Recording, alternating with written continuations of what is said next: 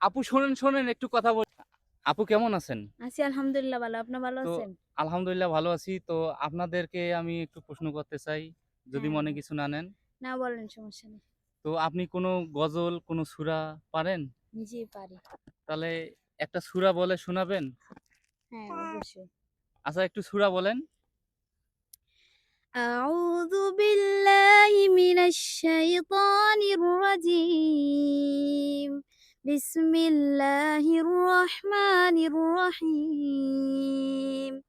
ইন্না ফাতাহনা লাকা ফাতহাম মুবিনা লিয়াগফিরা লাকা আল্লাহু মা তাকদ্দামা মিন যামবিকা ওয়া মা তাআখার ويتم نعمته عليك ويهديك صراطا مستقيما وينصرك الله نصرا عزيزا هو الذي أنزل السكينة في